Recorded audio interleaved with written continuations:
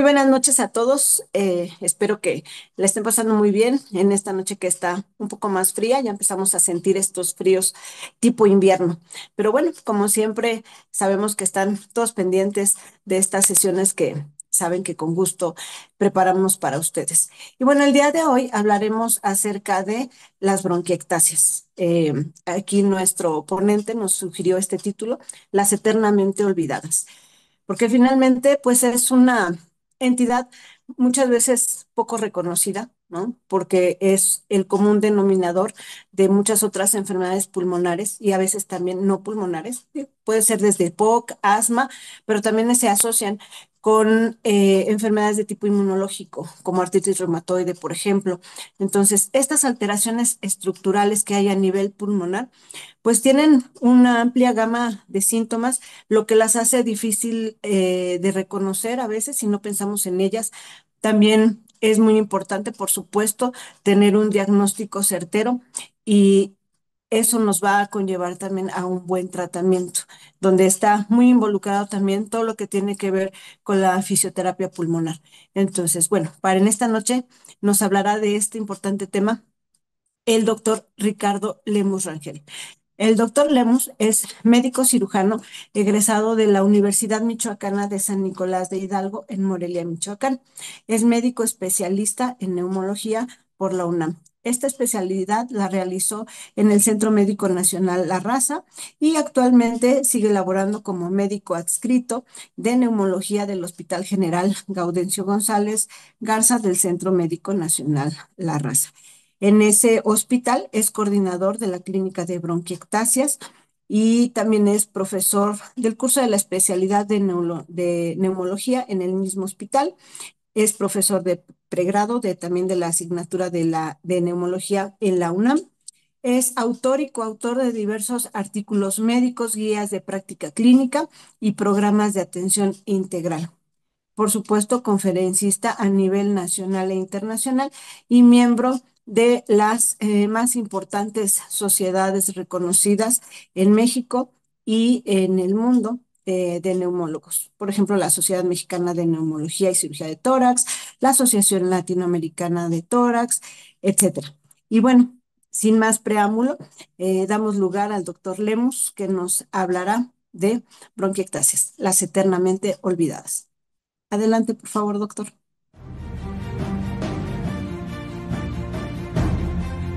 Muy buenas noches, tengan todos ustedes, colegas médicos. Quiero agradecer a la doctora Karina Díaz, al doctor Luis Pedraza, a todo el Colegio de Medicina Interna de México, pero evidentemente quiero también agradecer enormemente a todos ustedes por el favor de su presencia.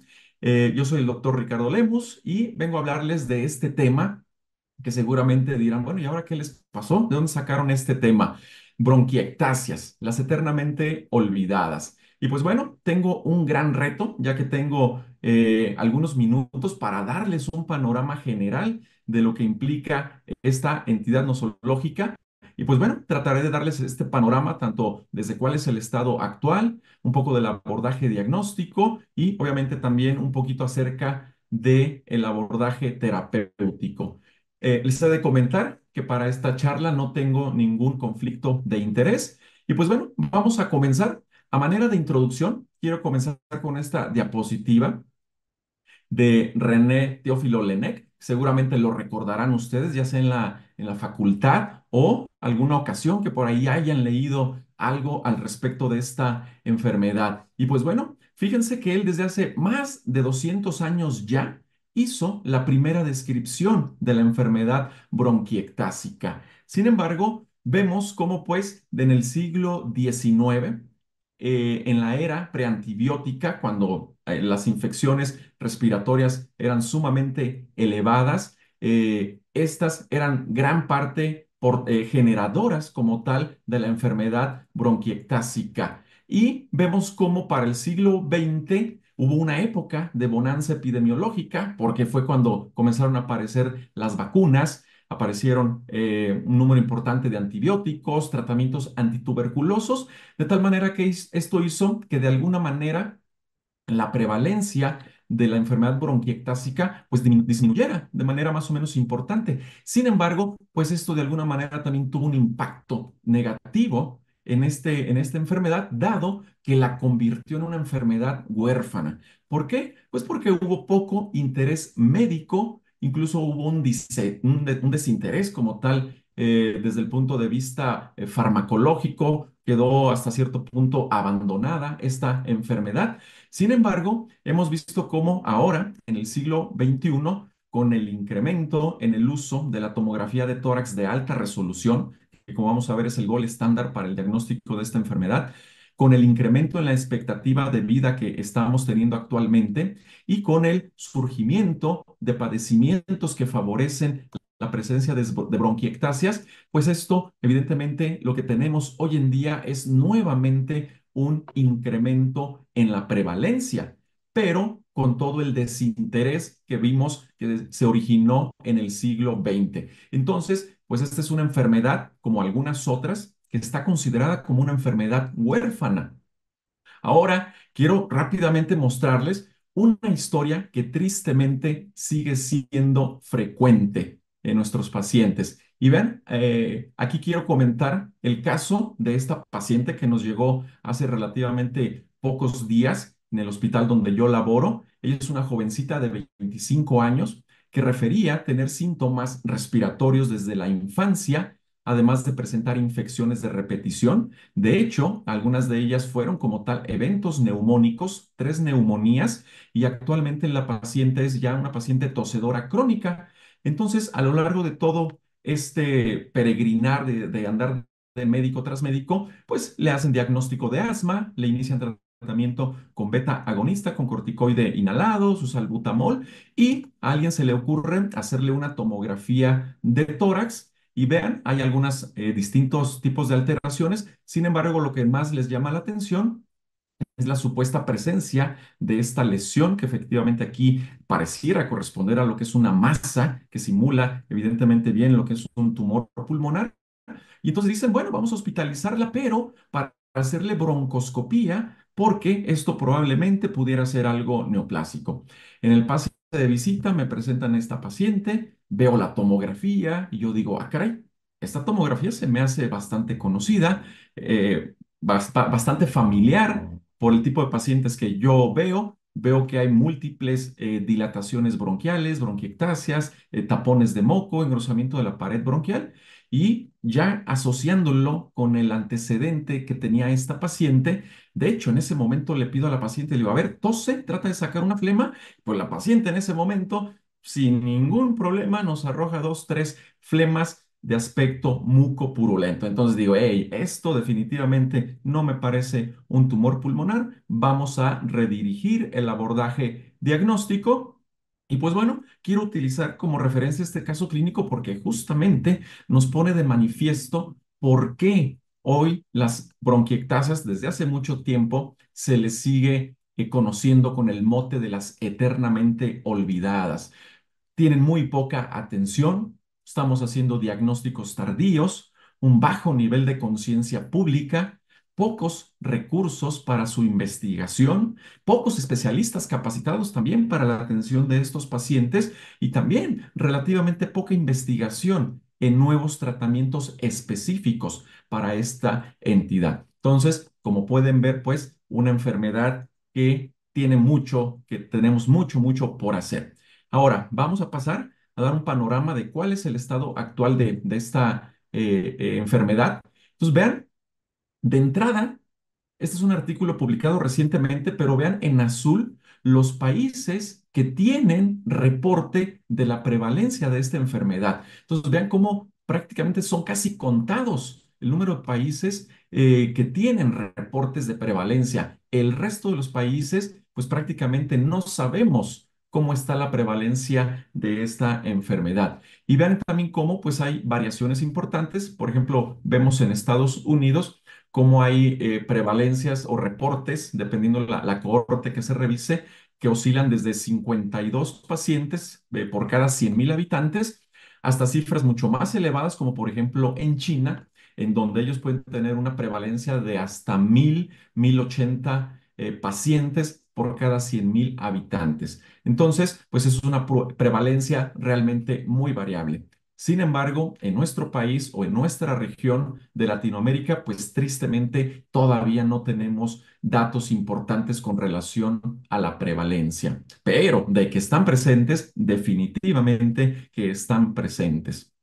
Ahora, vean cómo es una entidad como tal, pues que en realidad no afecta específicamente a un grupo etario. Vean cómo vamos a tener afectación incluso desde la edad pediátrica. Sabemos que hay un conjunto de patologías congénitas que van a favorecer el desarrollo de la enfermedad. Pero vean pues cómo también el grueso de la población adulta es donde vamos a tener una mayor prevalencia de la enfermedad y más del 50% de estas las vamos a ver en personas como tal de la tercera edad y un discreto predominio hacia las mujeres. Entonces, vean cómo de alguna manera, pues todos los médicos podremos estar involucrados en la atención de estos pacientes. Ahora, ¿cuál es el impacto que tiene la enfermedad bronquiectásica en términos de mortalidad? Porque, pues, como ya lo veíamos, es una enfermedad que está relegada, poco interés, como que dicen, ay, bronquiectasias. Pero vean, de si lo analizamos desde el punto de vista de mortalidad, algunas cohortes europeas reportan del 16 al 24% de mortalidad en pacientes que se siguen durante un periodo de 4 a 5 años. Para ponerlo un poquito más en contexto, esto quiere decir que si yo tengo una población de 5 pacientes, de 4 pacientes, perdón, cada 5 años uno de ellos fallecería. De tal manera que a la vuelta de 20 años, pues yo me quedaría prácticamente ya sin ningún paciente. Y dirán, bueno, 20 años, pues es un chorro de tiempo. Pero imagínense a una paciente como la que acabamos de ver, 25 años. Quiere decir que esta paciente en su mejor escenario llegaría a los 45 años, ¿de acuerdo? Entonces, vean pues cómo tener enfermedad bronquiectásica versus no tenerla definitivamente nos va a incrementar de forma importante la mortalidad. Ahora, hay otras cohortes en donde las han hecho un análisis desde el punto de vista de comorbilidad, no como la enfermedad respiratoria base, sino como comorbilidad. Y aquí podemos ver en la primera imagen, en el panel A, donde estamos viendo una cohorte de pacientes con asma que tienen bronquiectasias versus las que no tienen y vean a lo largo del tiempo cómo aquellos pacientes que tuvieron la coexistencia de bronquiectasias, evidentemente la probabilidad de sobrevida es menor que aquellos que no lo tienen. ¿Qué pasa en la imagen en B? Aquí estamos viendo una población de pacientes con EPOC. Básicamente es lo mismo. Pacientes que tienen neumonía con o sin bronquiectasias o que tienen infección por micobacterias no tuberculosas con o sin bronquiectasias, pues vemos cómo hay pues una tendencia a un incremento en la mortalidad. Entonces, como enfermedad como tal o como comorbilidad de algún padecimiento respiratorio, por donde lo veamos, las bronquiectasias incrementan la mortalidad.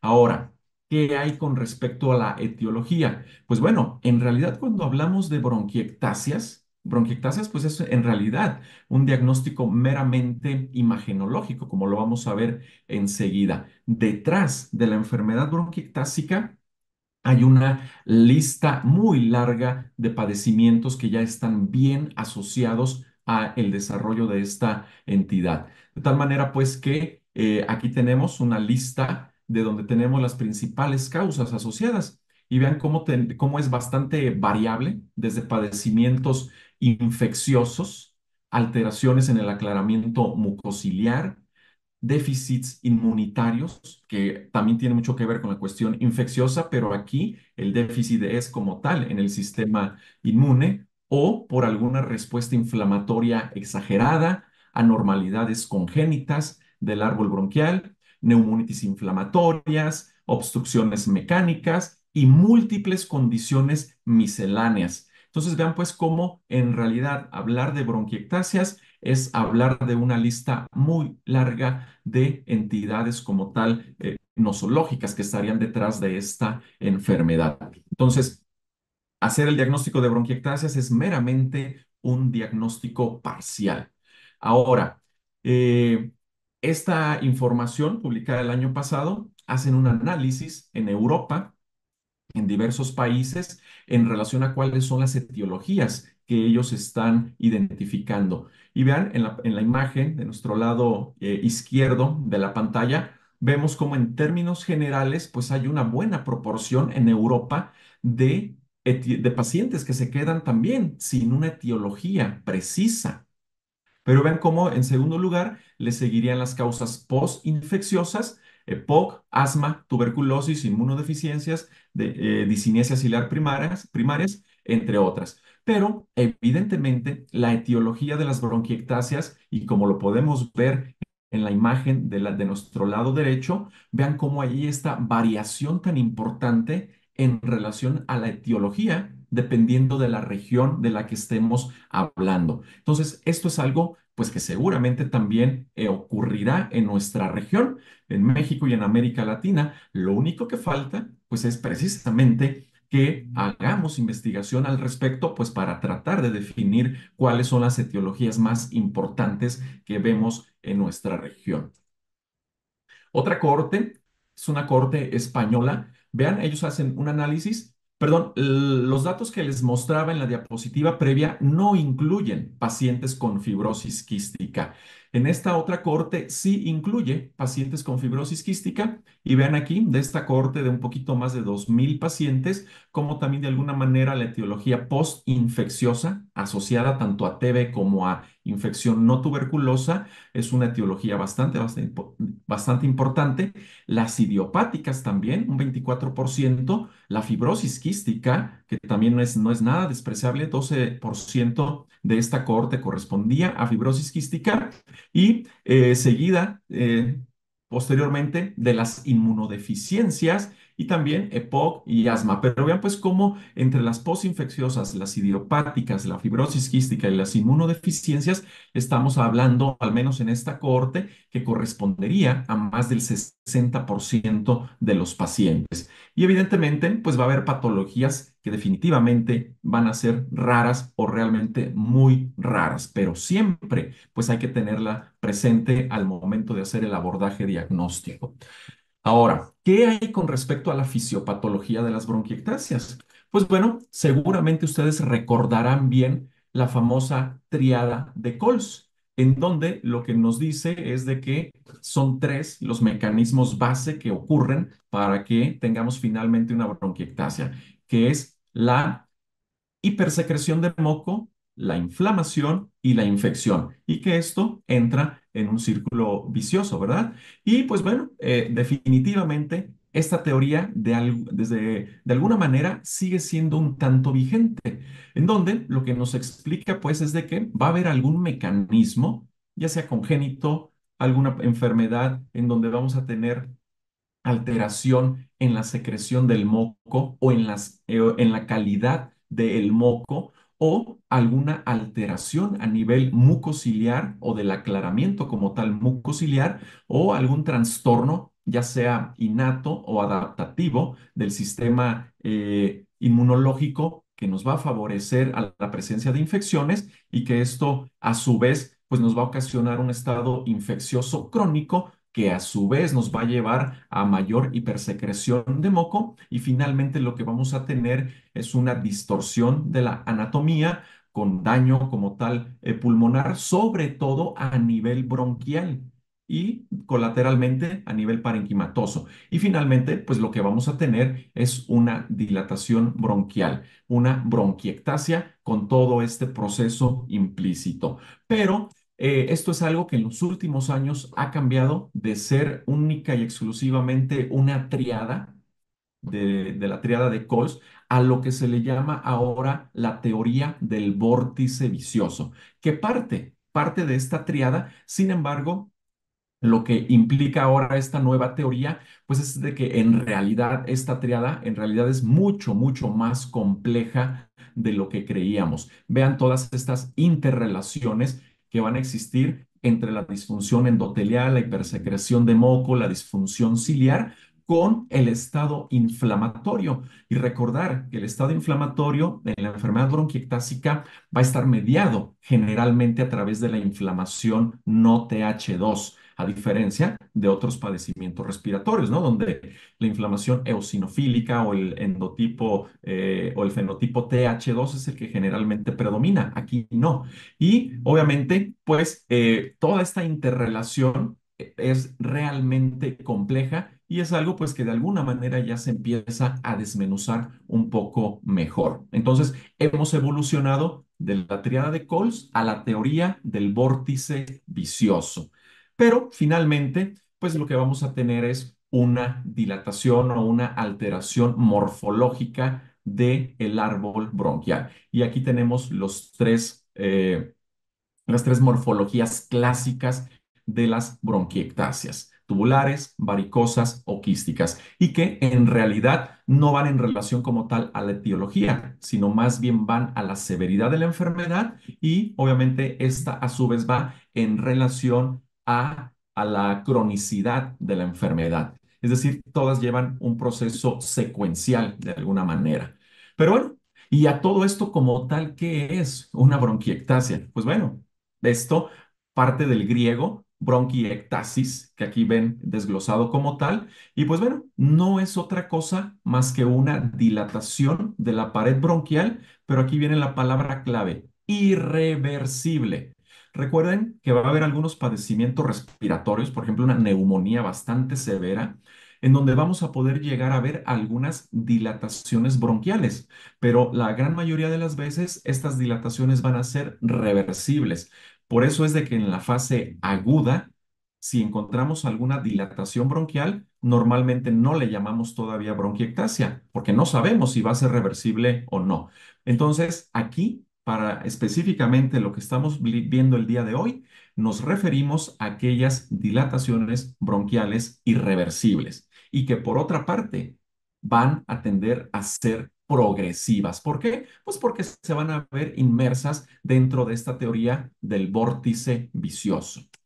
Ahora, ¿de qué bronquiectasias no estamos hablando el día de hoy? Y esto quiero que quede muy claro para no confundirlos, porque estoy seguro que ustedes han solicitado tomografías de tórax o tomografías de alta resolución y por ahí les habrán descrito o habrán encontrado este tipo de dilataciones bronquiales, en donde, como podemos ver aquí en la imagen en B o en C, estamos viendo ese engrosamiento de la pared bronquial que evidentemente corresponde a a bronquiectasias, pero vean cómo el resto del parénquima adyacente tiene afectación intersticial, tanto reticular como áreas como tal ya francamente fibróticas. Entonces, esto es a lo que se le llama bronquiectasia por tracción. Es decir, esta bronquiectasia no lleva la fisiopatología del vórtice vicioso. Y estas bronquiectasias las vamos a ver siempre en el contexto de enfermedades pulmonares intersticiales. De tal manera que todo lo que yo menciono el día de hoy no se refiere a este tipo de bronquiectasias. Estas son meramente porque el parénquima adyacente a ese bronquio está jalándose y retrae el bronquio y pues termina deformándolo, pero no lleva implícita, repito, como tal, toda la fisiopatología del vórtice vicioso. Bien, pasamos ahora a la presentación y a la sospecha clínica. Y justamente por eso quería aclarar esta situación. Entonces, cuando de enfermedad bronquiectásica hablamos, estamos refiriéndonos a una enfermedad 100% bronquial, con lo que ello implica desde el punto de vista clínico. Son pacientes, pues, que generalmente van a tener tos persistente y lo clásico y lo característico es que estos pacientes generalmente van a tener una tos productiva, generalmente ya en etapas bien, donde ya está bien como tal la enfermedad bronquiectásica, con esputo mucopurulento y que incluso llegamos a tener síndromes supurativos pulmonares, ya sea por cantidad de esputo, son pacientes que a veces sin problema pueden llegar a expectorar hasta 100, 150, 200 mililitros de esputo en el día sin mayor problema. O a veces no llegan a tales cantidades, A lo mejor sí se quedan unos 40, 50, 60 mililitros, pero de estas características. Entonces, esto es a lo que nosotros le llamamos un síndrome supurativo pulmonar. Entonces, eso ya nos debe de orientar hacia una enfermedad bronquial bastante severa. Y obviamente que también en algunas ocasiones estos pacientes pudieran llegar a cursar con hemoptisis o hemoptoicos. Obviamente que en algún momento van a referir disnea, puede haber dolor torácico, síntomas constitucionales o pérdida de peso. Y obviamente en la exploración física también vamos a encontrar datos que nos van a sugerir la presencia ya de una neumopatía crónica. No es específico, pero sí es muy característico que estos pacientes pues desarrollen hipocratismo digital, que a la hora de la auscultación detectemos la presencia de estertores subcrepitantes que nos indicarían la presencia de secreciones a nivel bronquial. Puede haber incluso en ocasiones sibilancias. Es una enfermedad que muchas veces se va a comportar como una enfermedad meramente obstructiva y en ocasiones realmente bastante severa, de tal manera que a veces el encontrar este tórax en tonel con datos que nos indican atrapamiento aéreo, pues no es nada raro. Y a veces, por el mismo desgaste de la enfermedad, los procesos infecciosos de repetición y en ocasiones por la enfermedad de base, pues vamos a encontrar datos de desnutrición. Entonces, vean, es todo el espectro tanto de síntomas como de datos clínicos que podemos llegar a encontrar, específicamente por la enfermedad bronquiectásica. Pero no hay que olvidar que también podemos encontrar, y de hecho hay que buscarlo, interrogarlo de forma intencionada, la presencia de síntomas propios de alguna enfermedad de base que esté favoreciendo la enfermedad bronquiectásica, como los que acabamos de ver en la lista de todos los padecimientos que pudieran estar de fondo. Ahora, con todo ese cuadro clínico, pues evidentemente yo debo de sospechar una enfermedad bronquiectásica. Y en ese sentido, ¿cómo lo puedo corroborar? Pues bien, la tomografía computada de tórax de alta resolución es el gold estándar para hacer el diagnóstico de enfermedad bronquiectásica. Y les voy a mostrar cuáles serían los signos directos que ustedes pueden buscar para ver si existen o no bronquiectasias. Y aquí estamos viendo lo que es la presencia de esta dilatación bronquial. Y vean, tenemos el bronquio y su arteria. Y entonces cuando hacemos la relación del índice bronquio-arteria, pues tenemos un índice mayor de 1. Es decir, el bronquio rebasa el diámetro de la arteria que lo acompaña. Entonces es un dato de que ya hay modificaciones estructurales en ese diámetro bronquial. Y nos da la imagen clásica de anillo de sello. Entonces, este es un dato directo que nos indica la presencia de bronquiectasias. Otros datos son la típica imagen también de doble riel o riel en tranvía, que nos indica el engrosamiento de la pared bronquial y que muchas veces tiene falta de afilamiento bronquial, es decir, que el bronquio no va disminuyendo su calibre, sino que simple y sencillamente no pierde, no tiene ese afilamiento bronquial precisamente por la dilatación. Otro dato muy importante es de que muchas veces logramos ver bronquios dilatados, pero ya bastante periféricos. Entonces, un bronquio de este calibre, vean a qué distancia se encuentra de de la pared costal y pues qué tiene que estar haciendo un bronquio de ese diámetro a esas alturas. Pues esto evidentemente nos habla de la presencia de bronquiectasias. Y podemos llegar a tener también algunos signos indirectos. A veces cuando la bronquiectasia como tal no está bien establecida, pero sí podemos llegar a encontrar como tal engrosamiento de la pared bronquial, como lo estamos viendo en esta última imagen, áreas de impactación de moco, patrón en mosaico, que nos sugeriría datos de obstrucción bronquial, la presencia de nódulos o atelectasias o incluso a veces áreas francas de consolidación, y esto pues es meramente por cuestión de tapones mucosos asociados a la enfermedad bronquiectásica. Entonces, estos son los datos como tal que nos harían el diagnóstico de una enfermedad bronquiectásica. Y le repito, bronquiectasia como tal es un diagnóstico parcial, tenemos que seguir buscando. Entonces, vean que no solo tenemos que ver como tal si hay o no bronquiectasias, hay algunos datos desde la tomografía que nos pudieran sugerir alguna etiología. Así como lo hacemos en el contexto de las enfermedades intersticiales, que no solo buscamos si hay datos de fibrosis, sino que tratamos de integrar algún patrón intersticial, pues aquí también, vean, podemos a veces integrar algún patrón tomográfico. Entonces, cuando tenemos predominio de afectación hacia los lóbulos superiores, vamos a sospechar principalmente en aspergilosis, sarcoidosis, la clásica tuberculosis y la fibrosis quística. Son muy típicas que cuando tenemos bronquiectasias hacia las porciones superiores, siempre hay que pensar en ellas. Otras que también son más o menos clásicas es cuando tenemos predominancia hacia los lóbulos medios. Y aquí las micobacterias no tuberculosas o la disinesia ciliar primaria son las que principalmente vamos a sospechar. Cuando la afectación sea principalmente hacia los lóbulos inferiores, eso es algo muy característico que nos habla de aspiraciones recurrentes o incluso en aquellos padecimientos que se acompañen de infecciones de repetición. Cuando vemos únicamente que solo alguna área del parénquima pulmonar, algún segmento, algún lóbulo, pues ahí evidentemente probablemente no estemos frente a una enfermedad sistémica, sino que ahí más bien debemos de pensar en la presencia de algún cuerpo extraño, alguna atresia bronquial o un tumor endobronquial que nos está ocasionando las alteraciones morfológicas posteriores a la lesión endobronquial. Cuando son centrales, también aspergilosis nuevamente, sarcoidosis, síndrome de Meniere-Kuhn, que ese sería traqueobroncomegalia, vamos a ver enseguida una, y bronquios medianos, defectos congénitos de la pared bronquial como el síndrome de Williams-Campbell. Entonces vean cómo la tomografía no solo me dice que hay bronquiectasia, sino que también me puede sugerir alguna etiología.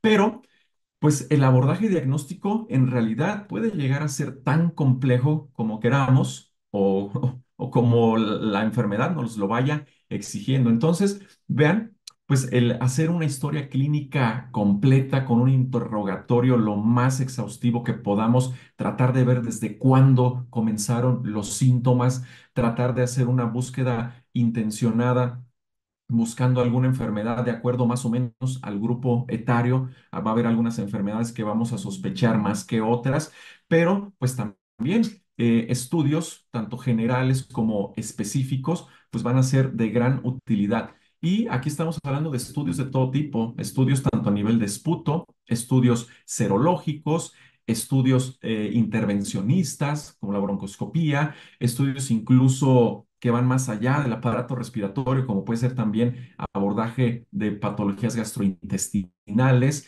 o estudios de imagen o estudios muy, muy, muy específicos. Entonces, toda esta batería de estudios, pues la vamos a ir realizando dependiendo de la sospecha clínica que tengamos más o menos. Sin embargo, aquí les muestro algunas consideradas como investigaciones mínimas, aunque esto pues no deja de ser algo relativo, depende pues qué estemos sospechando, depende de la edad del paciente, depende del género, depende de la presentación clínica, depende del patrón tomográfico, pero así a grandes rasgos, esto es así como que con lo que debemos de comenzar. Determinación de inmunoglobulinas totales, podemos en algún momento también solicitar subclases de inmunoglobulinas, estos pensando en algún tipo de inmunodeficiencia humoral, en ocasiones también las subpoblaciones de linfocitos, pensando en alguna inmunodeficiencia celular.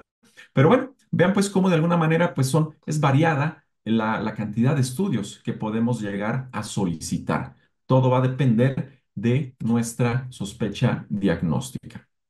Y ahora, rápidamente, les quiero presentar este caso clínico. Bueno, esta imagen nada más, Aldair, un joven de 20 años, y vean cómo a veces en realidad no tiene tanto problema hacer el diagnóstico, ¿verdad? Si ponemos atención, desde la radiografía de tórax en este paciente, pues algo ya nos llama la atención, ¿verdad?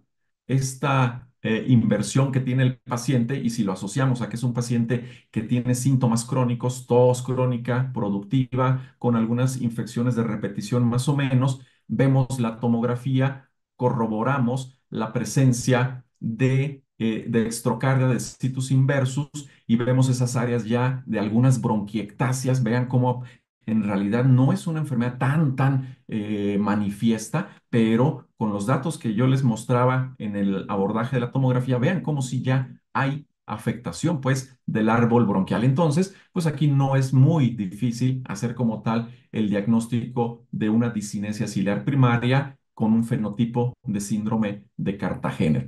Pero vean, estos casos mucho más aparatosos, esta joven adulta joven, Beatriz, de 39 años, vean lo aparatoso y vean aquí cómo está la enfermedad bronquiectásica en su máxima expresión, con múltiples áreas de atrapamiento de moco, tapones, atelectasias, es decir, una enfermedad bastante severa. Y vean el gradiente que tiene. Afecta predominantemente a las porciones basales. Y pues ya se imaginarán el cuadro clínico de esta paciente. Entonces, en ella lo que encontramos fue deficiencia específica contra anticuerpos antipolisacáridos, es decir, una inmunodeficiencia.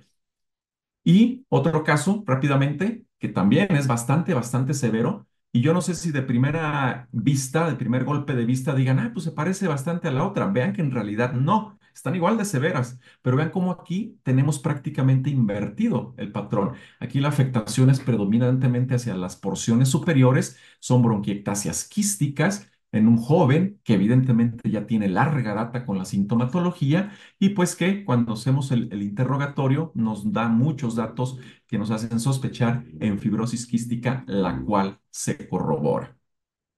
Y bien, pues vamos a pasar ahora a lo que es el abordaje terapéutico. Y aquí algo que me gustaría que se quedaran con este concepto es el hecho de que una canasta que tiene manzanas, cuando se nos pudre una manzana, si no hacemos nada y la dejamos ahí, esa manzana siempre terminará contaminando a el resto de las manzanas. Pues esto es una analogía que ocurre exactamente en los pacientes con enfermedad bronquiectásica, con hipersecreción de moco, que muchas veces ya están colonizados de la vía aérea, tal manera que si yo tengo una bronquiectasia y esa bronquiectasia empieza a aventar moco sucio, infectado, inflamado hacia el parénquima sano, pues tarde o temprano voy a tener dos bronquiectasias, luego voy a tener cuatro, luego voy a tener 16, 32 y así de manera exponencial. Entonces, un concepto básico en el paciente con enfermedad bronquiectásica y síndrome supurativo es tratar de mantener limpias las bronquiectasias. Y entonces, en ese sentido, vean, pues vamos a tener diversas estrategias terapéuticas desde el control de la infección, control de la hipersecreción de moco, control de la alteración de la mecánica respiratoria que van a tener estos pacientes, tratar de controlar la inflamación y obviamente no olvidar, pues que si tenemos una enfermedad de fondo que sea susceptible de darle tratamiento, pues evidentemente que le daremos tratamiento también. Entonces vean cómo de alguna manera el tratamiento pues también de alguna manera es un tanto complejo, pero todo dependerá de qué rasgos tratables tenga el paciente en cuestión. Entonces, déjenme desglosarles un poquito más.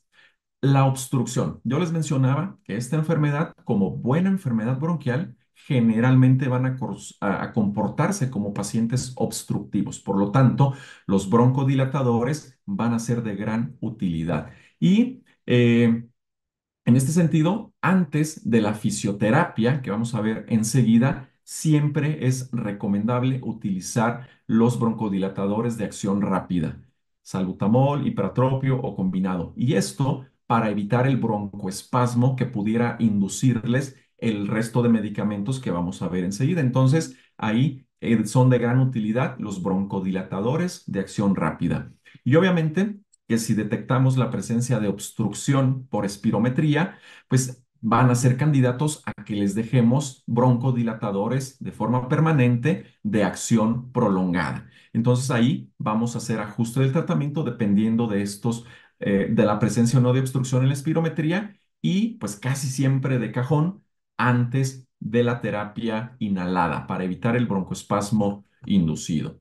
Y justamente ahora paso con lo que son mucorreguladores y en este caso hablando específicamente de los hidratantes de moco. Recuerden que estos pacientes, pues el problema es la hipersecreción o el síndrome supurativo como tal ya, de tal manera que aquí las nebulizaciones con simple y sencilla solución salina y que incluso a veces podemos escalarla a solución salina hipertónica, ya sea al 3 o al 7%, estas han demostrado que mejoran la hidratación del moco, reducen la viscosidad, estimulan la tos y mejoran, obviamente, el aclaramiento de moco. Entonces, esto es algo sumamente importante.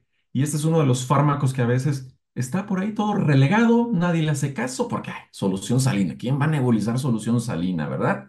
Pues déjenme decirles que este es uno para mí de los fármacos que tienen una mayor relación costo-beneficio. ¿Cuánto creen que cueste una nebulización de una solución salina? Baratísima, ¿verdad? En comparación con otro tipo de nebulizaciones. Entonces, esto es algo que es súper fundamental en los pacientes con bronquiectasias. Y obviamente la fisioterapia pulmonar posterior a que ya hemos broncodilatado y que ya hemos hidratado el moco, pues lo que sigue es mantener la higiene bronquial. Y entonces ahí en realidad hay muchas estrategias para hacer una adecuada fisioterapia pulmonar. Lo ideal es que nos apoyemos con algún rehabilitador como tal, porque no es nada más de decirle, ah, pues te nebulizas y sacas la flema. En realidad esto es mucho más complejo. Y vean, hay distintos dispositivos, hay distintas técnicas, distintas estrategias que podemos utilizar para que el paciente pueda sacar todas estas secreciones, hacer un adecuado drenaje pulmonar, una adecuada higiene bronquial. Una vez que hemos sacado pues la flema, hay otros agentes, perdón, ahí quiero mencionar que tienen algunas propiedades mucolíticas, vamos a ver un poquito más adelante, pero que también entonces, una vez que hemos hidratado el moco, podemos hacer uso de este otro tipo de agentes mucolíticos.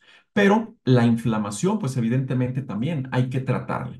Y es cierto, yo mencionaba que generalmente el tipo de inflamación que vamos a tener es de carácter neutrofílico, pero pues siempre va a haber por ahí algún paciente que tenga componente eosinofílico. Entonces, vean pues cómo los esteroides inhalados así de entrada no tienen un rol en el manejo de rutina de las bronquiectasias. Y esto se los digo porque tristemente lo que vemos en este grupo de pacientes, por la severidad y lo aparatoso que tienen, dicen, no, pues hay que desinflamarlo y les agregan esteroide a pasto. Y resulta que son pacientes que tienen aspergilosis, que tienen candidiasis, que tienen tuberculosis o que tienen pseudomonas. Y entonces, ¿qué es lo que hacemos? Pues estarle echando únicamente más leña al fuego. Entonces, hay que ser muy racional con el uso de los esteroides sistémicos en este grupo de pacientes. ¿De acuerdo? Y entonces, cuando no podamos usar esteroides inhalados y quiero desinflamar, ¿qué otra alternativa tengo? Pues bueno, justamente ahí entran los macrólidos, como, no como antibiótico, sino como fármacos que han demostrado un potencial antiinflamatorio a nivel de la pared bronquial. Anteriormente se pensaba que únicamente era precisamente para el endotipo no TH2, para el endotipo no eosinofílico. Sin embargo, por ahí hay alguna evidencia que dice que incluso pudiera ser efectivo tanto en los neutrofílicos y también incluso en los eosinofílicos. Pero de entrada, pues les menciono que los macrólidos los utilizaríamos como tal cuando no podamos utilizar los corticoides inhalados. Y vean, hay evidencia, estudios de revisión sistemática donde nos han demostrado cómo en relación a disminuir las exacerbaciones, pues los resultados favorecen a la terapia de largo plazo con macrólidos. Lo mismo pasa en relación a la mejoría de la calidad de vida y a mejoría de la función pulmonar, pues vean cómo pues hay evidencia que avala el uso de los macrólidos de largo plazo en pacientes con bronquiectasias. Ahora, otro aspecto sumamente importante que ocurre en el paciente con enfermedad bronquiectásica es de que, dada todas estas alteraciones que ya hemos mencionado, pues ¿qué creen? Pues que hay una bacteria que le encanta meterse a la vía aérea de estos pacientes y me refiero a Pseudomonas aeruginosa. Y hay que tener en mente que Pseudomonas aeruginosa, si bien es cierto, vive en los hospitales, no es el único sitio. En realidad, Pseudomonas aeruginosa es una bacteria ubicua, de tal manera que estos pacientes debemos de estarlos monitorizando de manera regular, 3, 4 cultivos al año, para conocer cuál es el estado infeccioso de la vía aérea. Porque es cierto, el paciente cuando está sano del parénquima pulmonar, pues sus mecanismos son buenos y aunque entre la bacteria la puede eliminar. Pero cuando existe ya la enfermedad bronquiectásica, en algún momento de su vida va a entrar la bacteria. Generalmente van a ser al inicio cepas no mucoides de tipo wild type, en donde todavía no echan a andar todos estos mecanismos de supervivencia que tienen, de resistencia, como la mutación MUC-A, la producción de alginato, la producción de su biofilm, y que se transforma de una cepa no mucoide a cepas mucoides, y que sabemos que son mucho más resistentes tanto a eliminarlas como a tratar de controlarlas. Entonces, aquí esto es sumamente importante, la vigilancia, porque cuando tenemos un paciente con el diagnóstico de bronquiectasias, sea cual sea la etiología, y que sabemos que sus cultivos han salido negativos y de repente nos aparece un primer cultivo positivo a pseudomonas, ese paciente debemos de darle tratamiento con fines de erradicación. ¿Por qué? Pues porque si no, la bacteria va a llevar este ciclo y terminará finalmente en lo que se le llama colonización crónica. Y la colonización crónica, pues ya se imaginarán, viene a empeorar todo. Mayor incremento en los síntomas, peor función pulmonar, incremento en las exacerbaciones y obviamente incremento en la mortalidad. Entonces, siempre al primer cultivo positivo, tratar de hacer una erradicación. Pero en aquellos pacientes en donde por algún motivo no se pudo hacer la erradicación o que cuando hicimos el diagnóstico el paciente ya estaba colonizado, bueno, pues lo que podremos hacer ahí es únicamente mantener a raya la cantidad o las unidades formadoras de pseudomonas con lo que le llamamos tratamientos de supresión. Tratar de que disminuir esa cantidad de bacterias con todos los desechos que produce, con toda la inflamación secundaria que produce, pues al menos estarla limitando. Y para ello, pues aquí contamos con antibióticos nebulizados. Y vean que hay algunos algoritmos, hay guías como tal que ya nos orientan sobre cómo debe de ser el tratamiento para el primer cultivo positivo de pseudomonas. Esto con fines de erradicación. Y vean cómo, si bien es cierto, hay opciones tanto orales como sistémicas, pero en realidad o en general el uso de los antibióticos nebulizados con propiedades antiseudomonas en monoterapia o combinados con algo oral o sistémico, pues ahí podemos armar algún tratamiento que igual puede ir desde un mes o lo podemos incluso prolongar hasta 3 meses. Todo dependerá de cómo responda el paciente. Y en el escenario de que el paciente ya esté colonizado, les repetía, entonces utilizaremos tratamientos de supresión. Y aquí les pongo nada más alguna evidencia de cómo funciona, por ejemplo, tobramicina nebulizada. Entonces vean cómo se utiliza en lo que le llamamos ciclos switch on, switch off, que son ciclos de 28 días. Entonces vean, damos ciclos por 28 días de tratamiento y vean cómo hay una disminución importante en esta imagen del lado izquierdo de lo que es las unidades formadoras de colonias. Y entonces, posteriormente, al siguiente mes, el paciente entra en un periodo de descanso. Vean cómo nuevamente las UFCs tienden a incrementar, pero al siguiente mes otra vez le toca tratamiento y vuelven a bajar. Entonces, este es un estándar de tratamiento en los pacientes ya colonizados. Tratamientos cíclicos con antibiótico nebulizado. Y vean que no solo disminuye pues las unidades formadoras de colonia, sino que esto repercute como tal en la calidad de vida de los pacientes y en la función pulmonar. Vean también cómo de alguna manera la función pulmonar sube y baja, sube y baja. El problema, pues, es de que no podemos dejar de forma continua el tratamiento antibiótico por también los posibles efectos secundarios. Ahora, y ya entrando a la última parte de la charla, con todo esto, ¿cómo armo un tratamiento integral? Porque ya, ahí está la teoría, pero cuando tenemos al paciente como que nos atoramos. Entonces, y yo en aras de que quede un poquito lo más claro posible, pues bueno, les armé esta diapositiva en donde ustedes tienen un paciente. con enfermedad bronquiectásica, con un síndrome, pues más o menos ya con broncorrea o con síndrome supurativo ya más o menos bien claro, pues entonces, ¿cómo quedamos? Un broncodilatador de acción rápida para iniciar. Posteriormente, agregaremos un hidratante de moco, nebulización con solución salina. Ustedes decidirán ya si comienzan con 0,9 y ya posteriormente le irán escalando de acuerdo a respuesta clínica y a tolerancia del paciente. Podemos utilizar mucolíticos como acetilcisteína nebulizada también que hay o vía oral. Y pues esto obviamente no solo hidratar el moco, sino también buscar algún efecto mucolítico. Recordar que tenemos alfa-dornasa, que es una DNasa, es un mucolítico, pero este lo vamos a reservar exclusivamente para pacientes con fibrosis quística. Es la única enfermedad en donde está autorizada. Entonces, de hecho, hay estudios que han demostrado que alfa-dornasa en bronquiectasias no FQ puede deteriorar la función pulmonar. Por lo tanto, esta la vamos a reservar en FQ. Entonces, vean, ya broncodilatamos, ya hidratamos el moco, ya lo rompimos. ¿Qué sigue?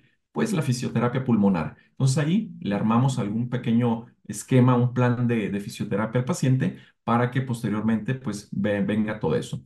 Una vez que el paciente ya sacó lo más que pudo de flema y que en teoría ya quedó pues más o menos limpio, si el paciente está colonizado y le toca terapia con antibiótico nebulizado, lo vamos a reservar hasta este momento. ¿Por qué?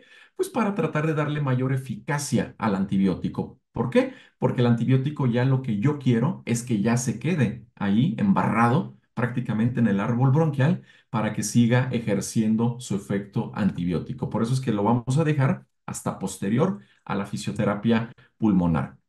Y de igual manera, si mi paciente tiene una enfermedad obstructiva demostrada por espirometría, también en este momento le voy a pedir yo que hasta este momento agregue los broncodilatadores de acción prolongada. Y si por algún motivo tenía prescripción o indicación para el esteroide inhalado, también en este momento le agrego el esteroide inhalado. O si el paciente está en tratamiento con macrólido a largo plazo, al fin y al cabo este es vía oral, ¿no? Pero en este momento pues ya le digo que lo puede tomar. Ahora, este es así, a grandes rasgos, pues un tratamiento integral. ¿Cuántas veces lo tiene que hacer? Pues esto es relativo, dependerá de la severidad de la enfermedad, dependerá del síndrome supurativo, puede ser desde una vez al día hasta tres o incluso en algunos casos extremos hasta cuatro veces al día, ¿de acuerdo?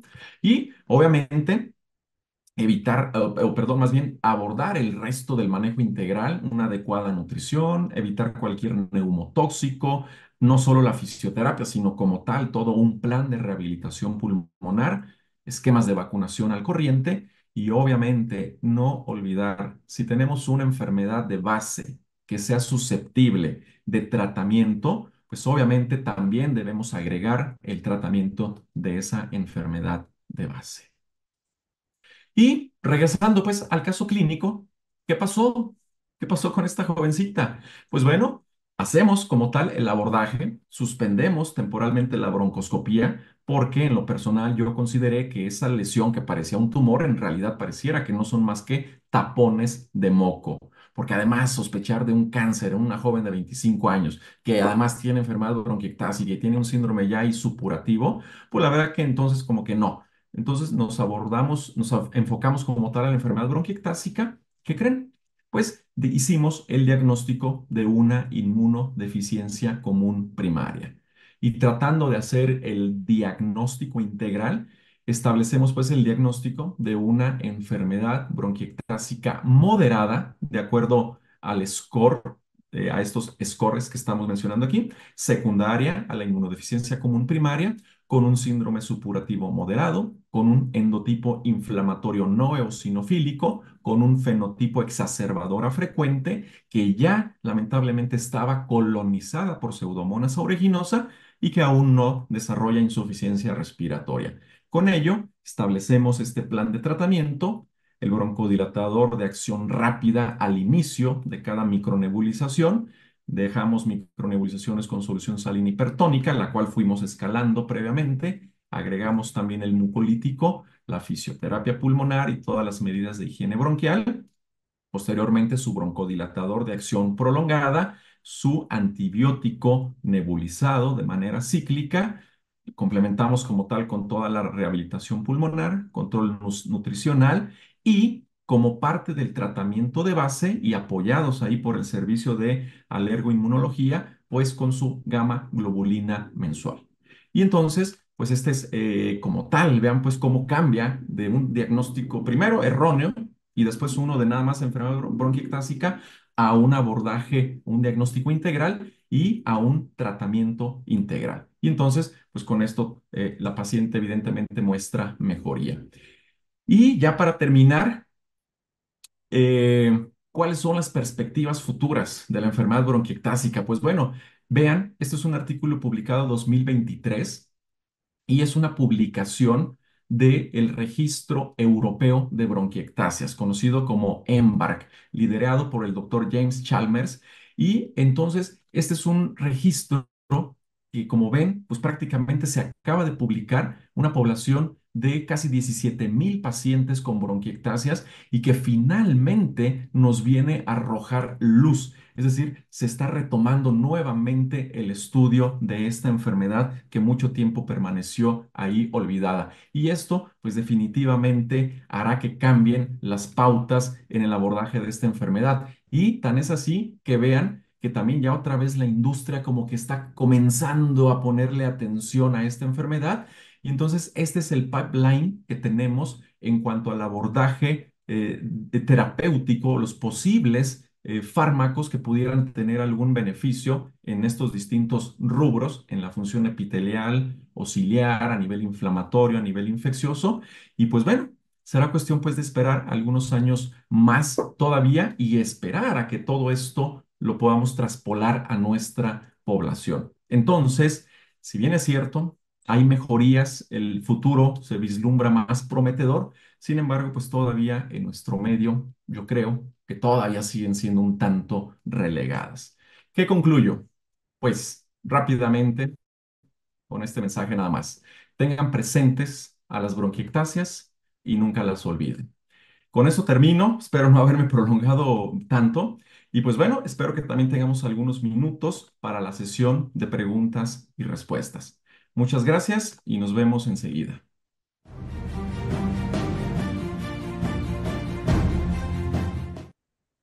Pues muy buenas noches de nueva cuenta a todos ustedes. Un poco de frío ya, como les decía al inicio, ya un tanto nos estamos poniendo invernales, casi casi navideños. Y bueno, qué bueno que están todos conectados en esta noche, como siempre, atentos a estas pues actualizaciones en muchas ocasiones y en otras, pues retomar estos temas tan importantes para tenerlos en cuenta en nuestra práctica clínica. Queremos agradecer muchísimo al doctor Lemus el que haya dado esta ponencia tan brillante y bueno, sabemos que nos ha dedicado un buen rato de su tiempo, ¿no? Entonces, doctor Lemus, buenas noches, bienvenido. ¿Quiere saludarnos, por favor? Claro que sí, doctora. Muy buenas noches a todos. También agradecerles por el favor de su tiempo, todos los que están conectados ya a estas horas de la noche y que nos hacen el favor de seguirnos. De verdad que es algo digno de agradecer. Y de verdad que yo muy contento, algo que omití decirlo en la introducción de la plática, es de que yo tengo ya como 12, 13 años viendo a pacientes con bronquiectasias. De repente, obvio, me toca hablar de este tema, sobre todo con colegas neumólogos, pero muy pocas veces he tenido la oportunidad, y más con este foro tan amplio como ustedes, de hablarles precisamente de esta enfermedad. Entonces, de verdad que estoy muy contento, espero que haya sido de utilidad, y pues bueno, yo estoy listo por si quedó alguna duda, comentario o cualquier cosa.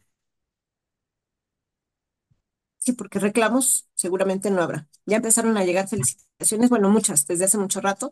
Brillante ponencia, muy didáctica, etcétera. Y bueno, muy reflexiva a la vez, ¿no? Nos dice el doctor Juan José Hernández, cuántos pacientes con problemas pulmonares tenemos y que van en aumento. Y bueno, es necesario pues siempre tenerlas en mente, como bien nos decía doctor Lemus, ¿no? Para poder hacer ese abordaje, ese estudio del paciente como debe de ser. Y también les quiero comentar que Hay gente conectada, por supuesto, la mayoría de México, casi 700 asistentes en la plataforma del colegio y otros cuantos más que no puedo visualizar en número en Facebook, que también siempre están ahí presentes, y de varios países. Usualmente nos acompañan también de Guatemala, de El Salvador. El día de hoy también hay gente conectada desde Estados Unidos, Paraguay, Perú, Bolivia, ¿no? Por mencionarles algunos. Y bueno, vamos a empezar con las preguntas. Vamos a aprovechar este tiempo tan valioso con usted, doctor Lemus. El doctor Chumbiraico, siempre atento y conectado a nuestras sesiones, le pregunta, ¿el término pseudobronquiectasia existe? Ok, muchas gracias, doctor, por la pregunta. Es muy interesante, muy importante, porque por definición, bronquiectasia es una dilatación irreversible, de tal manera que estrictamente no existe como tal el término de pseudobronquiectasia. Lo que sí podemos encontrar en ocasiones, que es de hecho también muy frecuente, es el hecho de que podemos encontrar dilataciones transitorias bronquiales. Y esto ocurre frecuentemente, por ejemplo, en el caso de un paciente con alguna neumonía más o menos severa,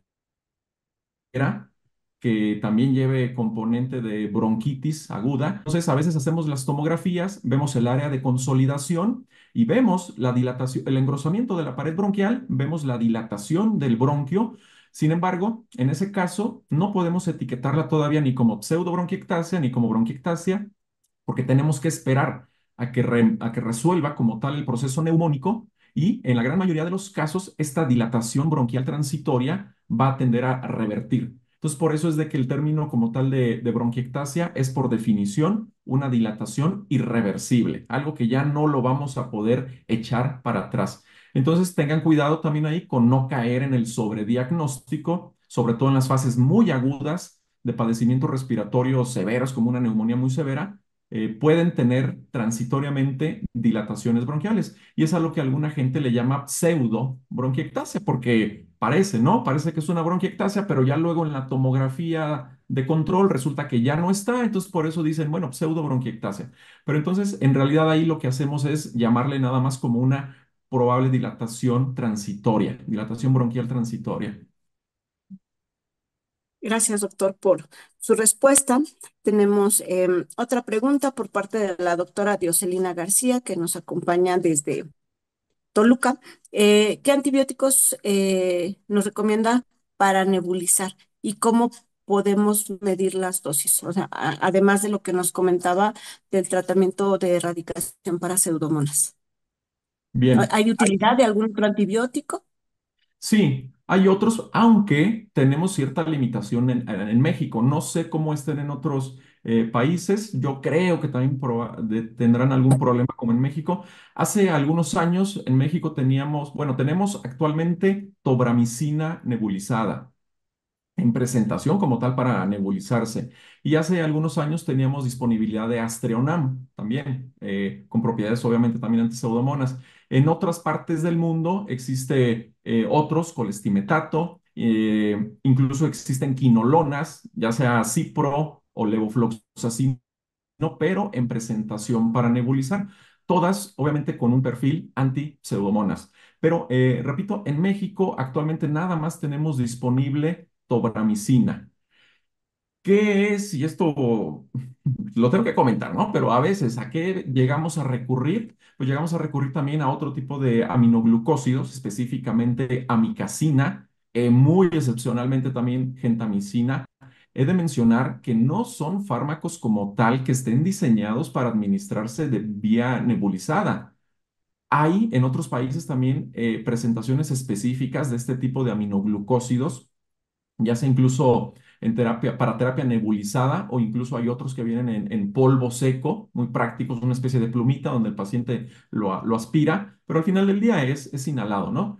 Pero en México como tal no los tenemos, pero pues sí, en ocasiones, a veces algunos pacientes que no pueden tener acceso a tobramicina, pues a veces, la verdad, incluso también si llegamos eventualmente a utilizar algún otro aminoglucósido.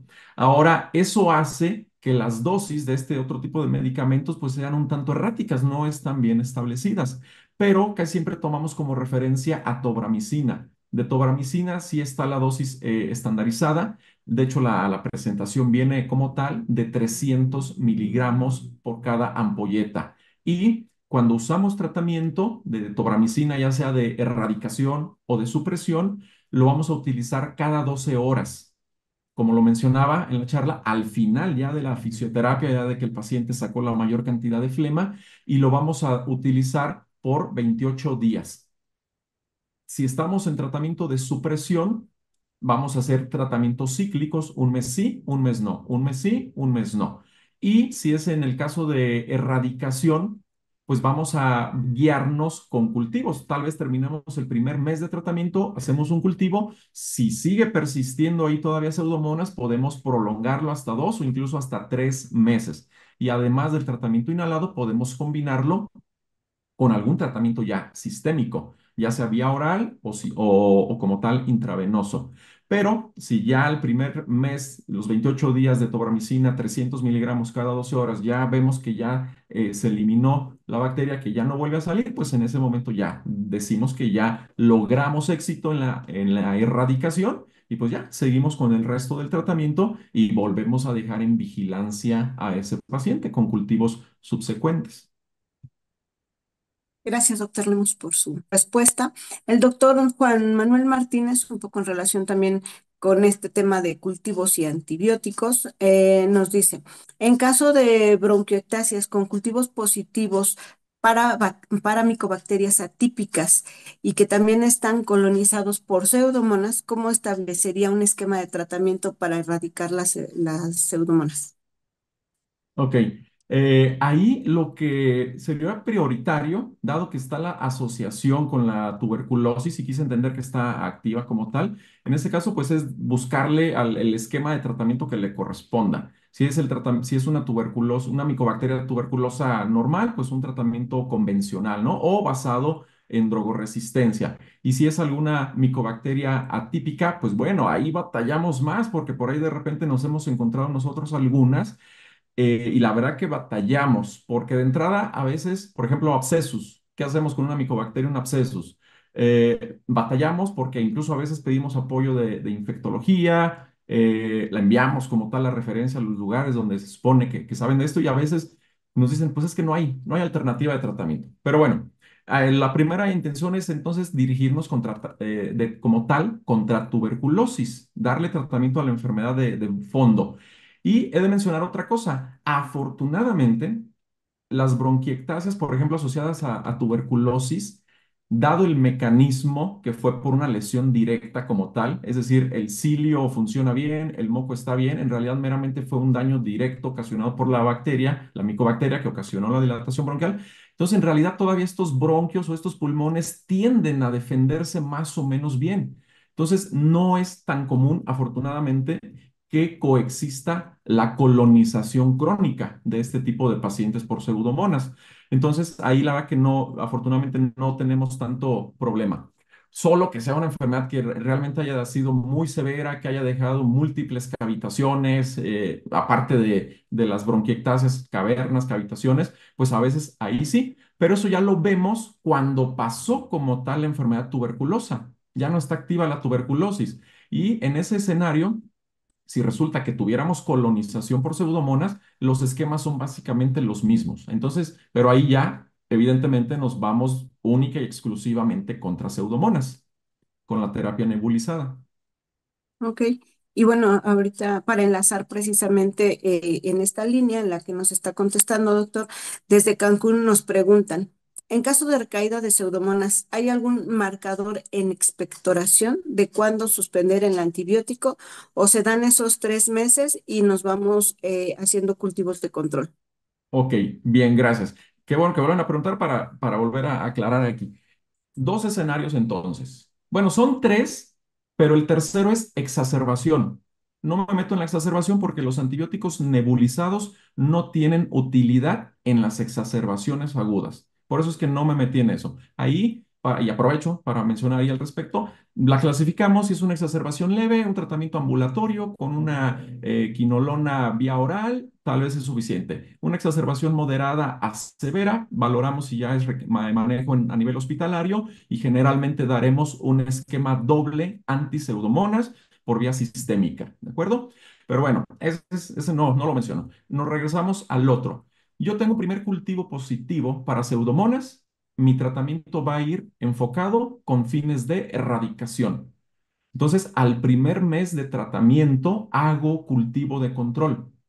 Si ya no aparece pseudomonas, quiere decir que al menos en ese momento, pues ya logramos finalmente erradicarla. Entonces, en ese momento se termina el tratamiento y ya no es necesario prolongarlo. Y ya nada más, le vuelvo a repetir otro cultivo a los próximos 3 o 4 meses y así me la voy a llevar hasta que vuelva a aparecer otra vez Pseudomonas, le daré otra vez tratamiento de erradicación. Si en ese intento de dar tratamiento de erradicación me vuelve a salir un cultivo positivo para Pseudomonas, pues no puedo decir, como llevo el primer mes, ni puedo darlo por fracasado, ni tampoco puedo decir que ya. Entonces tengo que hacer que tengo que continuar, prolongar el tratamiento. Y entonces, aparte de continuar el tratamiento nebulizado, ya incluso puedo valorar agregar algún segundo fármaco ya sistémico, ya sea tomado, un ciprofloxacino o incluso un tratamiento intravenoso. Entonces ya se pueden hacer allí combinaciones. Si después de los 3 meses sigue persistiendo pseudomonas, lo más probable entonces es de que no, o fracasamos y ya no logramos la erradicación y entonces ese paciente ya va a entrar en colonización crónica y entonces la indicación a partir de ahí sería el tratamiento cíclico, switch on, switch off.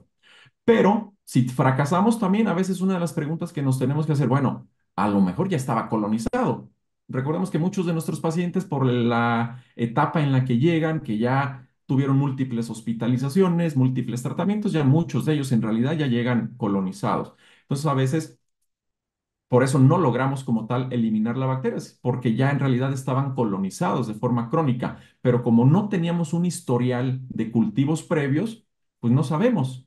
Pero entonces también, si ya llevamos 3 meses y si el cultivo sigue persistiendo positivo, pues seguramente se trataba de una colonización crónica ya.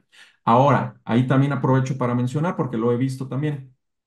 Estos pacientes a veces pues van a tener los cultivos positivos y eso no es sinónimo de exacerbación y no es sinónimo de tratamiento intravenoso o sistémico. Porque a veces sí me ha tocado ver, es que, ¿por qué está hospitalizado este paciente? Es que salió un cultivo con pseudomonas y lo hospitalizaron para darle. A ver, no, no, no. O está exacerbado o no. ¿O con qué fines es este tratamiento sistémico? ¿Con fines de erradicación? Ok. Pero si no, ¿por qué? Pues porque estos pacientes, les repito, y lo veíamos en la plática, una proporción importante van en algún momento a colonizarse. Entonces todo va a depender de la clínica que tengan en ese momento, si está exacerbado o si no, ¿de acuerdo?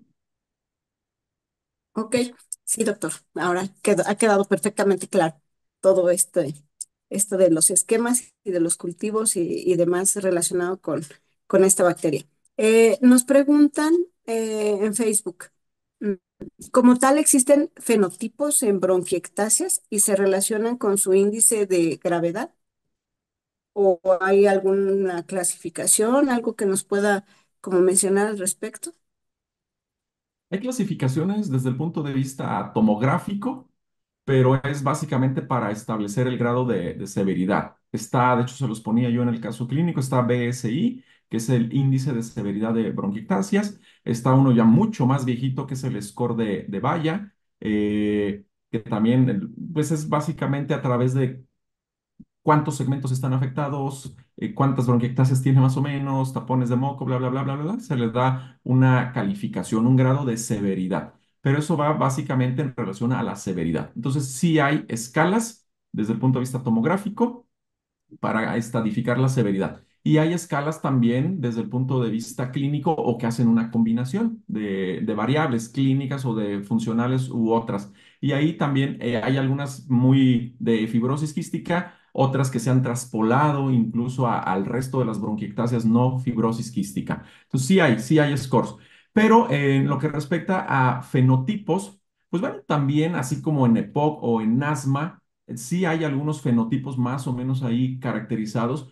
Uno de ellos, que de hecho, por ejemplo, el hecho de estar colonizado crónico por pseudomonas ya es un fenotipo.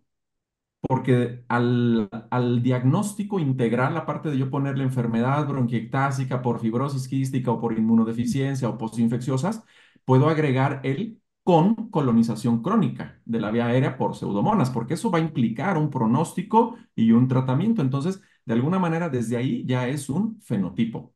Otro fenotipo, curiosamente, a veces ocurre que tenemos pacientes que sí tienen las dilataciones bronquiales, pero que no cursan con síndrome supurativo, o sea, lo que anteriormente la vieja escuela le llamaba las bronquiectasias secas, en contraparte de las bronquiectasias húmedas, que son las que cursan con síndrome supurativo. Pero en realidad una bronquiectasia seca no da tanto problema. No es tanto problema de las infecciones y las exacerbaciones y la flema, no, no.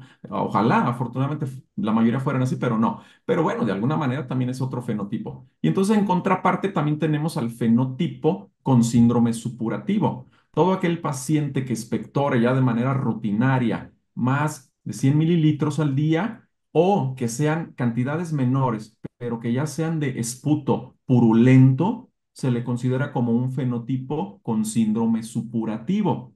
Y síndrome supurativo, pues lo que nos indica que debemos de ser mucho más agresivos con toda esta terapia de nebulizaciones y de higiene bronquial y de antibióticos, si así fuera necesario. Hay fenotipos desde el punto de vista de qué tan exacerbadores son. Hay pacientes que pueden tener una exacerbación cada 2 años y hay pacientes que tienen 4 o 5 exacerbaciones al año. Entonces, es algo parecido a lo que ocurre en EPOC. Si cumplimos 2 o más exacerbaciones al año, también tenemos un fenotipo exacerbador frecuente. Y esto pues también va a tener implicaciones pronósticas y obviamente desde el punto de vista terapéutico va a ser todo un reto para nosotros porque tenemos que buscarle qué más le podemos ofrecer a ese paciente, qué más le podemos agregar. Entonces sí hay fenotipos que no están todos bien claros ni bien estandarizados, pero que están basados en rasgos tratables o en algún marcador que puede funcionar como un blanco terapéutico. Gracias, doctor. Justo en ese sentido, el doctor Miguel Ángel Buenrostro, desde Guadalajara, le saluda, le felicita y precisamente nos comenta acerca de que existen investigaciones sobre mecanismos subyacentes de inflamación y también ciertos biomarcadores como la elastasa de neutrófilos, mucinas y péptidos antimicrobianos que nos pueden llevar a identificar estos endotipos en los pacientes. La pregunta específicamente es, ¿en la práctica clínica son accesibles estos biomarcadores de inflamación? Ok, muchas gracias por el comentario, muy, muy interesante. Todo esto es algo que ha estado ahí dentro de la teoría del círculo vicioso y ahora con el vórtice vicioso, precisamente todos estos mecanismos inflamatorios van ahí implícitos. Eh, Sin embargo, perdón, y es interesante porque algunos de ellos incluso están como potenciales blancos terapéuticos, que ya más o menos la industria, o los investigadores en general los tienen ahí más o menos identificados y estamos en espera de algunos resultados de ellos.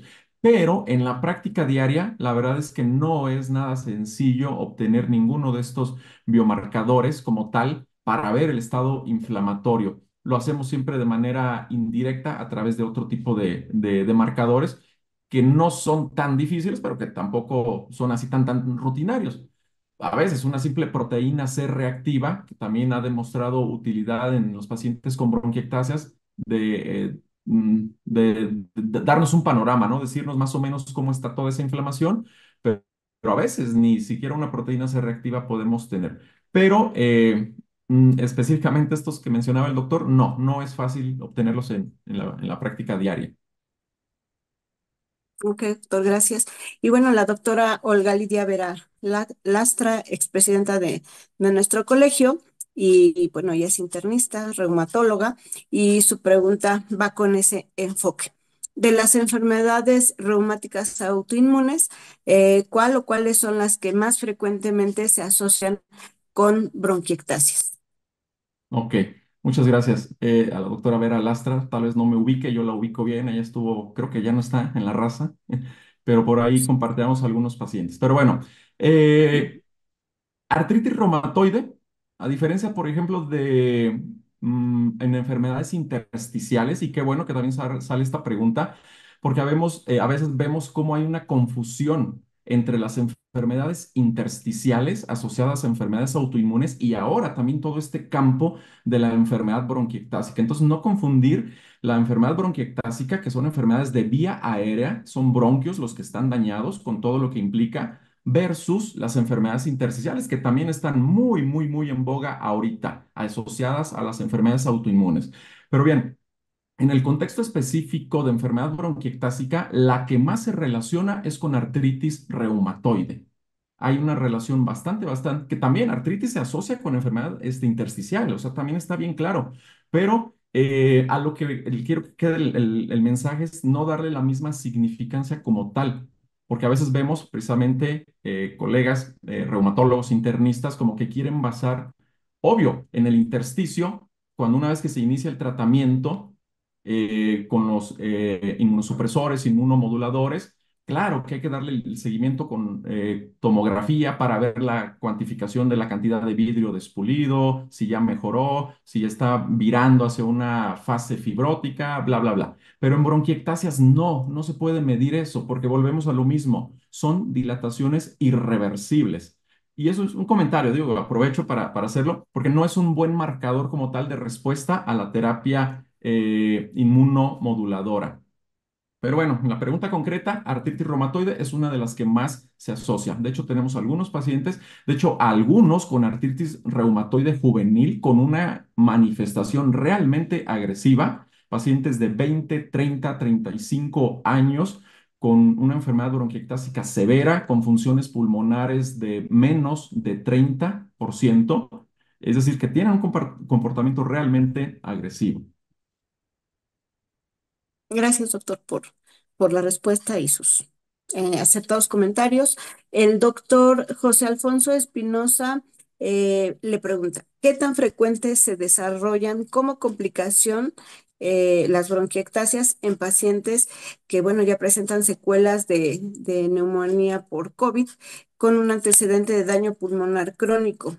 Por ejemplo, fibrosis pulmonar, y qué acciones terapéuticas se aplicarían, ¿no? Un esquema tipo como lo que nos describió hace unos momentos. Ok, gracias. Igual, muy interesante la pregunta. Y no hay que confundir. De hecho, les ponía en la plática de qué tipo de bronquiectasias no estamos hablando. Recuerden que dentro de las enfermedades intersticiales, las enfermedades fibrosantes, las que afectan el espacio intersticial, en ocasiones llega un momento en donde la distorsión de la arquitectura, la inflamación que ha virado hacia fibrosis, termina por traccionar a la vía aérea, a los bronquios. Y obvio, se forman bronquiectasias, pero ese tipo de bronquiectasias se le llama bronquiectasias por tracción. Esas bronquiectasias no van a tener el mismo comportamiento clínico de hipersecreción de moco, de infección, de colonización, como lo estamos viendo en todo este grupo de pacientes. Entonces, COVID, cuando en los cuadros severos que vimos y que de repente seguimos viendo todavía, la afectación que da principalmente COVID es a nivel intersticial. Entonces, las secuelas son básicamente de tipo intersticial, reticulación, micronódulos, algo de vidrio despulido en la etapa aguda, pero entonces no nos referimos como tal a enfermedad bronquiectásica de este tipo, de la que estamos hablando el día de hoy.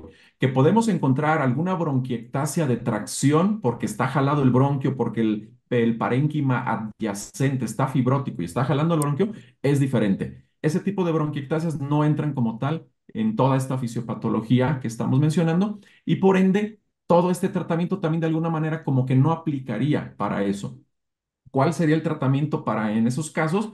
Esteroide, únicamente esteroide sistémico, dosis baja, y pues también ir viendo la evolución tanto tomográfica como funcional respiratoria para ver si el paciente sigue mejorando, continuamos el tratamiento. Si vemos que el paciente ya entró en etapa de meseta, que ya se atoró, pues a lo mejor ya hasta ahí vamos a tener la respuesta, porque no podemos dejar el esteroide sistémico pues, de forma indefinida, ¿verdad?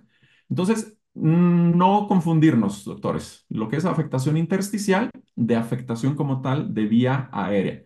Y qué bueno, de verdad, y qué bueno que salen estas preguntas, porque también frecuentemente, de hecho ayer veía una paciente de 80 años que le envían con diagnóstico de enfermedad intersticial en estudio, probable fibrosis pulmonar, y no era otra cosa más que una enfermedad bronquiectásica de predominio de lóbulos medios, el famoso síndrome de Lady Windermere, asociado precisamente a una infección por micobacterias no tuberculosas, pero que ya estaba en una etapa tan avanzada que se veía todo tan feo, tan distorsionado, que sí parecía una fibrosis pulmonar, pero obvio, ya viéndola bien a detalle decimos, no, pues esto no, y ya interrogándola y con su síndrome supurativo, pues obvio, cambiamos totalmente el abordaje diagnóstico, ¿no? Entonces, no confundirnos, intersticio con vía aérea. Muy bien, creo que con cada respuesta nos va quedando mucho más claro el panorama, doctor. Muchas gracias, esto ha sido maravilloso. Nos preguntan respecto al desarrollo de bronquiectasias en niños, ¿se asocian con el hecho de que pudieran haber inhalado algún objeto extraño o bien el uso de algún tipo de aceite mineral o vaselina con frecuencia se utilizan hacia el interior de los pulmones? ¿Se dan estos casos? Ok, gracias. Muy interesante también esta pregunta. Enfermedad bronquiectásica, ya más o menos, y le digo más o menos porque estamos en la etapa pediátrica, no esperen ver lo aparatoso de estas tomografías que yo les ponía en la edad pediátrica, porque hay una relación temporal. Obviamente que si el proceso inflamatorio tarda más tiempo, la enfermedad cada vez va a ser más severa. No crean que una enfermedad bronquiectásica se forma así de un día para otro. Entonces hay que ser muy meticuloso con los niños y mucho cuidado, ¿eh? Porque en los niños es bien fácil decir, ah, pues es asma. ¿Qué más? Todo es asma, ¿no? En pediatría. Tener mucho cuidado.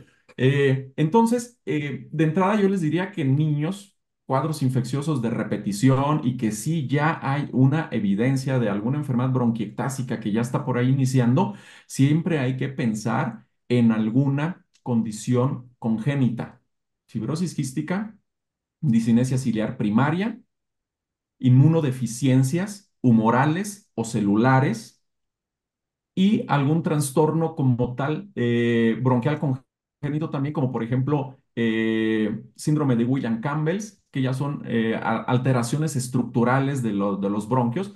Pero bueno, hay que pensar en todo ese grupo de bronquiectasias que tienen algún origen congénito. Pero en los niños también es más o menos frecuente que por inhalación o aspiración de cuerpos extraños que hagan eventos de neumonías post-obstructivas de donde quedó el frijol, de donde quedó el clip, de donde quedó la pila, de donde quedó el cuerpo que haya aspirado, de ahí en adelante va a haber acumulación de moco, se va a formar atelectasia, puede haber incluso neumonía, una neumonía más o menos severa, y entonces se le da tratamiento a ese niño, resuelve como tal el proceso infeccioso, y cuando se le hace la tomografía de control, vemos que sí hay ahí ya dilataciones bronquiales. Entonces, sí puede haber bronquiectasias por cuerpos extraños. ¿Cuál va a ser ahí la clave? Que van a ser localizadas.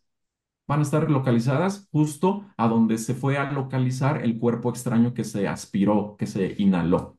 Y con relación a todas estas sustancias oleosas, en realidad sí pueden, sí son tóxicas, de hecho está demostrado, cualquier sustancia oleosa que usamos, que a veces se utiliza por cuestión cultural o por lo que quieran, a través de nariz, y que la usan de forma recurrente, de forma frecuente, pues recuerden que los cilios de alguna manera siempre están barriendo ahí. Entonces, una cantidad a veces cuando se usa de forma recurrente, una cantidad importante de cualquier sustancia oleosa puede alcanzar la vía aérea periférica y se empieza a depositar. Y entonces, lo que nos va a dar, lo que generalmente nos va a ocasionar son neumonías lipoideas, así se llaman. Es una neumonía como tal, pero que no es infecciosa, se va a asociar precisamente a la acumulación de estas grasas, de estas sustancias aceitosas, oleosas, y van a dar esa neumonía, que se van a comportar como neumonías de lenta resolución. Es esa opacidad que tiene ahí el pacientito y que tiene los síntomas crónicos, pero que ya le dieron antibiótico y que no se quiere limpiar. y cuando se hace la broncoscopía, pues se observan ahí precisamente las partículas oleosas y ya cuando uno empieza a reinterrogar, resulta que la mamá le ponía el Big Vaporub dentro de las fosas nasales todas las noches porque tenía algún problema ahí, o la vaselina porque cualquier situación, ¿no? Pero tiene que ser de forma recurrente. Y eventualmente, dentro de estas áreas de neumonía lipoidea, pues sí, sí pueden llegar a desarrollarse algunas bronquiectasias.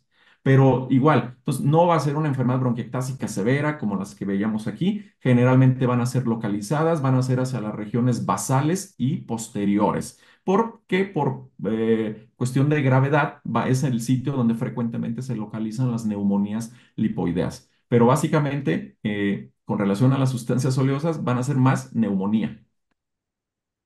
No, doctor, muchas gracias. Y gracias por también recordárnoslo, porque es una práctica muy frecuente de muchas mamás y las abuelitas y por, por mucha supuesta sabiduría ahí de las abuelas, esas cosas no son nada adecuadas, ¿no? Doctor, la doctora Mercado nos pregunta bueno, le pregunta desde Facebook, ¿ha tenido algunos casos de aspergilosis broncopulmonar alérgica? Y si es así, prescribe itraconazol como ahorrador de esteroides o en general la no virulencia del hongo solo colonizante no requiere de una sol si se aplica su algoritmo con hidratante de moco, mucolítico, etcétera. ¿Como cuál sería el manejo más específico en estos casos? Gracias, gracias. Muy interesante también la pregunta, porque es algo que se asocia frecuentemente, bueno, más o menos frecuentemente a la enfermedad bronquiectásica. Tiende a ser un poquito más en pacientes con fibrosis quística y en pacientes con asma que tienen enfermedad bronquiectásica coexistente. En ellos es donde más debemos de sospechar. De hecho, a veces, de hecho, se sugiere, por ejemplo, en FQ, sí hacer una búsqueda intencionada al menos una vez al año de aspergilosis broncopulmonar alérgica. Ahora, no hay que confundir un cultivo positivo con aspergillus versus aspergilosis broncopulmonar alérgica.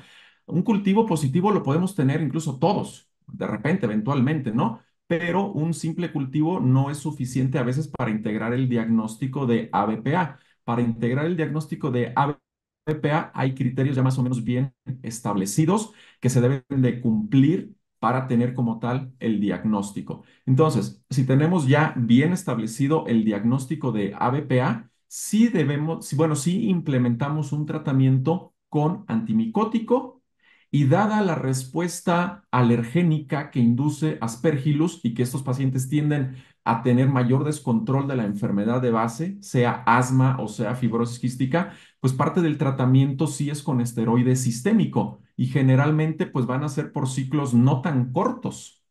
Entonces, sí, el antimicótico funciona como un ahorrador de esteroide, pero entonces lo que hacemos es un tratamiento combinado, antimicótico con el esteroide sistémico. Y el resto del tratamiento del broncodilatador, el hidratante de moco, la fisioterapia y todo eso va a depender de la condición basal del paciente. Si es un paciente con tos crónica productiva, con síndrome supurativo, y que por imagen tengamos áreas de moco, de tapones de moco o bronquiectasias con niveles francos de moco ahí, pues obvio, eso también debe de continuar a la par del tratamiento de la ABPA. Gracias, doctor. Y bueno, la misma doctora Mercado nos dice, de forma general, ¿cuándo o cuáles serían las indicaciones como tal para que nosotros pudiéramos considerar el enviar a un paciente para que fuera evaluado en la clínica de bronquiectasis? O sea, ustedes los diagnostican, les dan seguimiento crónico, ¿cuál sería su recomendación al respecto? Ok. Eh, yo les diría que un paciente con enfermedad bronquiectásica debería de ser referido a un tercer nivel o a un lugar pues semi especializado. No sé si haya lugares especializados en México como tal que cumplan con todos los criterios, pero bueno, vamos a ponerle semi especializado. Pues bueno, sería cuando quieran profundizar en el abordaje diagnóstico. Ya veíamos que ustedes van a poder tener alguna impresión diagnóstica, van a poder correr una primera tanda de estudios, pero que si no llegan a una conclusión diagnóstica con esa primera o esa segunda tanda de estudios, pues evidentemente sí van a requerir envío a un tercer nivel de atención donde probablemente tengamos acceso a algún otro tipo de pruebas. Entonces, esa sería una indicación cuando no tengan la certeza diagnóstica, pues de referir a un paciente, a este tipo de pacientes, a un lugar semiespecializado. Y la otra sería en aquellos casos que desde el punto de vista terapéutico, pues son muy retadores. O sea que una enfermedad bronquiectásica severa con colonización por pseudomonas y que además le apareció ABPA y que pues ahora ya no sé qué hacerle porque el paciente ya no sé por dónde abordarlo porque no sé qué más le puedo dar, el paciente sigue mal, sigue con exacerbaciones frecuentes, es decir, pacientes complejos desde el punto de vista terapéutico, pues obviamente alguien que a lo mejor ya esté un poquito más empapado del seguimiento de este tipo de pacientes, pues probablemente tendrá alguna otra idea que se le pueda ocurrir ahí para ofrecerle probablemente un mejor tratamiento. Entonces, esa sería la otra recomendación. Pacientes que sean complejos, que ya tengan un diagnóstico, pero que sean complejos de tratar. Por ejemplo, tengo pacientes con colonización por estafilococo aureus y que son alérgicos a sulfas. Y tengo un paciente por ahí que es colonizado por pseudomonas y que es alérgico a ciprofloxacino, que ha hecho incluso Steven Johnson. Y entonces ahí, pues, ¿qué otro? Entonces siempre tenemos que recurrir, incluso ahí yo pido apoyo de infectología. Entonces, casos así específicos que son retadores, pues obvio, ahí lo ideal es referirlos mejor a algún lugar de referencia. Y sin duda, ahí siempre apoyarnos de ustedes como neumólogos. Pero bueno, importante información toda la que nos ha proporcionado en esta noche, doctor. Ya he buscado aquí en la plataforma del colegio. Lo que siguen llegando son, por supuesto, felicitaciones, brillante ponencia y todo, todo bien. ¿Sí? Más preguntas, ¿no? Entonces, bueno, ya llevamos poco más de 30 minutos con esta sesión, un tiempo bastante razonable. Creo que nos ha resuelto pues todas las dudas que se han generado. Nos ha aclarado perfectamente bien algunos puntos que, a pesar de que la plática fue muy clara, pues insistimos de repente con la enfermedad intersticial, pero creo que todo en cuanto a antibióticos, todo quedó perfectamente bien. Doctor, muchísimas gracias. También damos las gracias a todas las personas que están conectadas en esta noche. Y como usualmente le pido a nuestro ponente, ¿qué mensaje nos quiere dejar a nosotros como médicos internistas? También hay médicos generales conectados en estas sesiones. ¿Qué mensaje nos debemos llevar a casa aparte de no olvidarlas? Muy bien. Pues antes que nada, agradecerles, doctora, por el favor de su tiempo, por la invitación. Yo quedo abierto para cualquier otra sesión en tiempos futuros, si así lo requirieran. De verdad, encantado de volver incluso a retomar este tema o algo específico de este tema. Eh, Adelante, con gusto. Y pues bueno, el mensaje que les dejaría, digo, yo no soy bronquiectasiólogo, yo soy neumólogo, me gusta toda la neumología. Y entonces es un mensaje que no me lo tomen a mal, pero bueno, no todo ni es asma ni es EPOC.